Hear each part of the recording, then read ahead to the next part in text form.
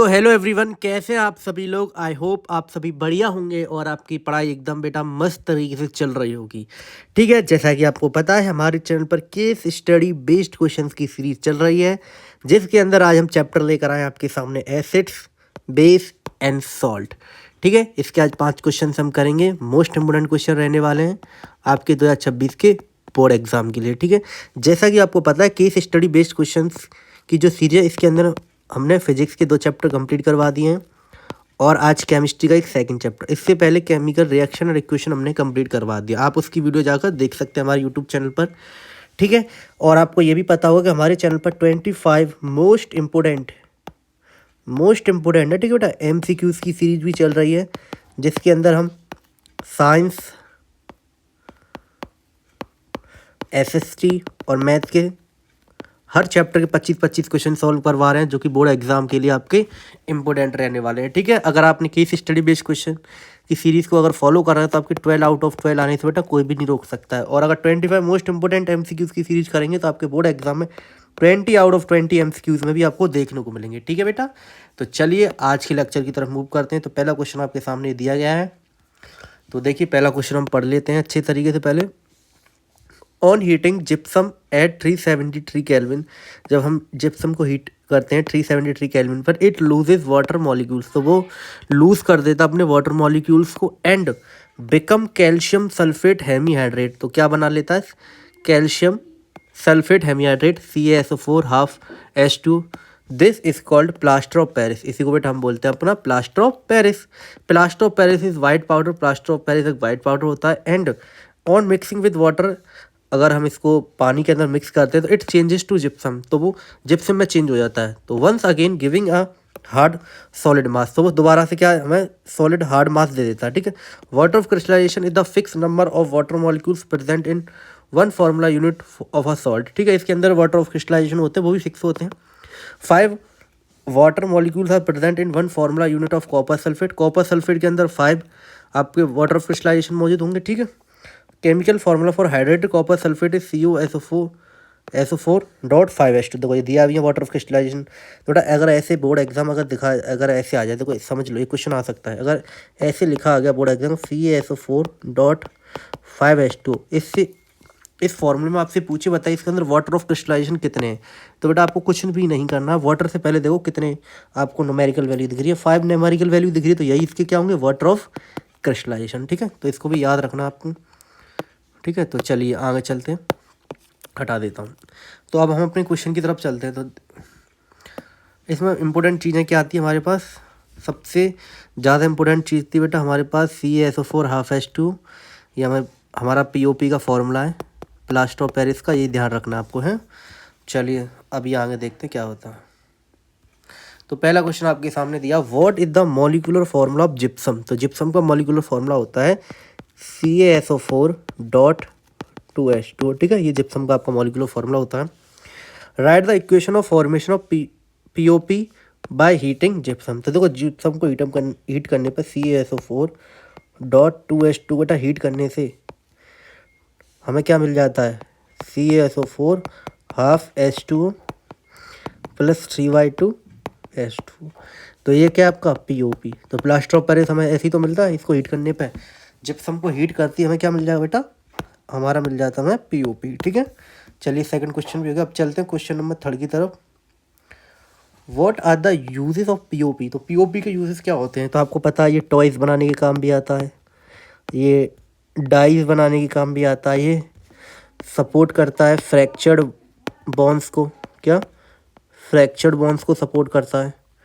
ठीक है, आपका अगर फ्रैक्चर हो जाता है तो आपने देखा होगा प्लास्टर बनते हैं, वो किससे बना होता है, POP से। ठीक है, क्वेश्चन नंबर 4 कहता है, give the equation when POP is mix with water, तो अगर मैं POP को CaSO4.5H2 को इसे वाटर के साथ मिक्स कर दूं तो बेटा हमें फिर से क्या मिल जाता है, फिर से हमें जिप्सम ही मिल जाता है CaSO4.2H2।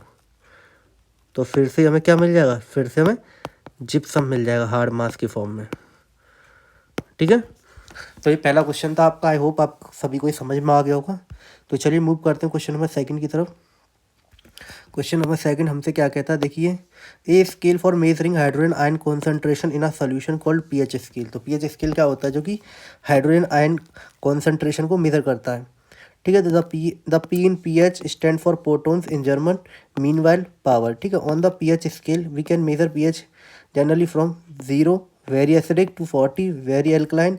pH should be thought of simply as a number which indicate the acidic or basic nature of solution. Higher the hydronium ion concentration, lower is the pH value, ठीक है। तो बेसिकली हमें यहाँ पे सब कुछ किसके अंदर किसके बारे में दिया, पीएच स्केल के बारे में दिया, ठीक है। तो मैं आपको थोड़ा सा पीएच स्केल के बारे में बता देता हूँ, आपको पता होगा वैसे तो, देखो बेटा, ठीक है। तो देखो यहाँ पे हम मान लेते हैं अपना क्या, ये हमारा 7 है, ये 6 5 4 3 2 1 0, ठीक है। 8 9 10 11 12 13 14, ठीक है। तो ये हमारा पीएच स्केल। अब पीएच स्केल में जो 7 है, याद रखना क्या, जो आपको यहाँ 7 दिख रहा है, ये 7 जो आपको ये 7 दिख रहा है, ये क्या है, ये आपका होता है न्यूट्रल, क्या, ये होता है आपका न्यूट्रल, ठीक है। अगर बेटा आप 6 से इधर की तरफ जाओगे, 6 से 0 की तरफ मूव करोगे तो एसिडिक बिहेवियर इंक्रीज होता है, एसिडिक बिहेवियर आपका क्या होगा, इंक्रीज होगा, ये हटा देते हैं, इंक्रीज होगा। और अगर 7 से 14 की तरफ जाएंगे, इधर की तरफ मूव करेंगे तो बेसिक बिहेवियर इंक्रीज होगा, बेसिक बिहेवियर इंक्रीज होता है, ठीक है। आपको याद रखना है। और 7 आपका क्या होता है, न्यूट्रल होता है। तो ये हमारा होता है पीएच स्केल, 0 से लेकर 40 तक होता है, ठीक है। चलो अब इसके अंदर क्या क्या क्वेश्चन दिया समझ लेते हैं। पहला क्वेश्चन दिया है, what does the scale represent when pH value increases from 7 to 40। अगर इस स्केल में 7 से 40 तक अगर वैल्यू इंक्रीज हो रही है तो इसका क्या मतलब है कि एल्कलाइन नेचर क्या हो रहा है आपका, इंक्रीज हो रहा है, यही तो हो रहा है बेसिकली।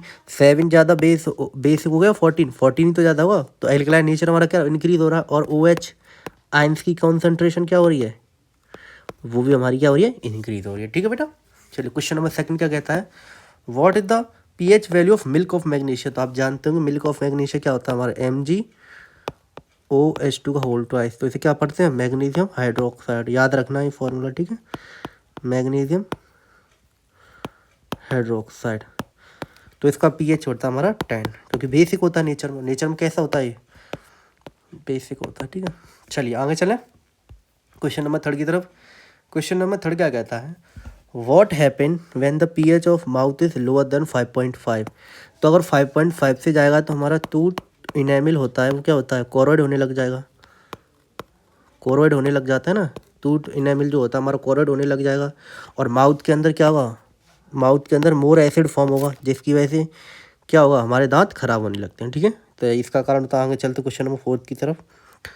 तो two solution X and Y, X और वाई दो सोल्यूशन है, the pH of X is 4 and the pH of Y 7। तो what is the nature of two solution. तो आपको पता है सिंपल सा सवाल है, सॉरी बेटा सॉरी, देखो 7 क्या हुआ आपका, ये तो नेचर में न्यूट्रल होगा, और 4 क्या हुआ आपका, नेचर में एसिडिक होगा, ठीक है।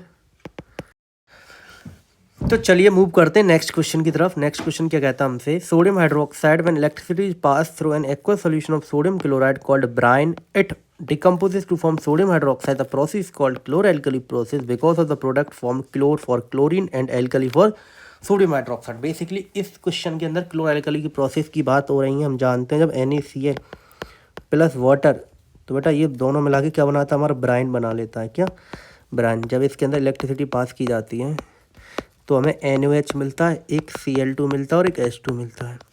ये होता है हमारा सोडियम हाइड्रोक्साइड, और ये कहाँ पे बनता है, नियर कैथोड बनता है। और Cl2 हमारा एनोड पे बनता है और H2 हमारा कैथोड पे बनता है, ठीक है। इसी को बोलते हैं क्लोरैल्कली प्रोसेस। तो चलिए इसके क्वेश्चन देख लेते हैं। Right the chemical equation involve in the process, अभी लिखी थी NaCl प्लस H2O गिव्स क्या देता है, NaOH plus Cl2 plus H2, electricity pass की गई थी, ठीक है। What are the substance that are formed at anode and cathode on the chlor alkali process. तो Cl2 और H2 ये बनता है आपका एनोड पे और ये बनता है आपका कैथोड पे, ठीक है, याद रखना। चलिए थर्ड क्वेश्चन की तरफ मूव करते हैं। What are the uses of chlorine. तो क्लोरीन के यूजेस क्या होते हैं, तो वाटर ट्रीटमेंट के काम आती है, ठीक है, ये आपको पता होगा। एक आपका पेस्टिसाइड्स के काम आती है और आपकी PVC के भी काम आती है, ठीक है। Where does the sodium hydroxide solution is form. तो सोडियम हाइड्रोक्साइड आपका कहाँ बनता है, नियर कैथोड में बनता है, अभी पढ़ा था हमने, ठीक है।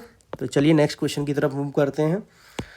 तो नेक्स्ट क्वेश्चन हमें दिया गया है ये, take solution of glucose, alcohol, HCl and sulphuric acid. हमें ग्लूकोज का सोल्यूशन लेना है, एल्कोहल का लेना है, हाइड्रोक्लोरिक का लेना है और सल्फ्यूरिक का लेना है। And fix 2 nail on a cork. तो दो कॉर्क के अंदर हमें 2 नेल्स को फिक्स कर लेना है। Place the cork in 100 ml beaker, ठीक है। Connect the nail to the 2 terminal of a 6 volt battery through a bulb and switch it as soon. तो फिगर तो हमें दिया नहीं, हम बना लेंगे। Now pour some dilute HCl in the beaker and switch on the current, repeat with dilute sulphuric acid, what do you observe, repeat the experiment separately with glucose alcohol solution, what do you observe, now does the bulb glow in all cases. तो अब मैं समझा देता हूँ पूरा question क्या कहना चाहता है। मान लो एक बीकर है, इसके अंदर 2 नेल डाली हैं, ठीक है। क्या डाली हैं, 2 नेल हैं।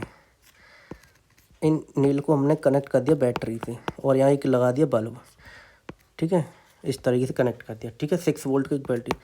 उन्होंने कहा है कि अगर इसके अंदर, इस बीकर के अंदर पहले मैं एल्कोहल डालूँ, HCl डालूँ, फिर H2SO4 डालूँ और फिर क्या डालूँ, फिर क्या आपका ग्लूकोज डालूँ। तो आपको बताना है क्या क्या आपको ऑब्जर्व होता है इन्हें, ठीक है। बल्ब जलता है नहीं जलता, ये सारी चीज़ें ऑब्जर्व होती करनी है हमें, ठीक है। तो देखो, what was the change occur in case of HCl और H2SO4। तो HCl और H2SO4 के केस में क्या हुआ, तो इस केस में बेटा बल्ब आपका ग्लो कर जाएगा, बल्ब जलने लगेगा, बल्ब ग्लो करेगा। क्यों करेगा बल्ब ग्लो, बल्ब ग्लो इसलिए करेगा क्योंकि HCl और H2SO4 इसके अंदर मौजूद होते हैं फ्री आयंस, फ्री आयंस मौजूद होंगे और फ्री आयंस मौजूद होंगे जिसके पास वो क्या करेगा, इलेक्ट्रिसिटी कंडक्ट करेगा, तो बल्ब इजीली जल जाता है, ठीक है। Why do glucose and alcohol do not conduct electricity, due to absence of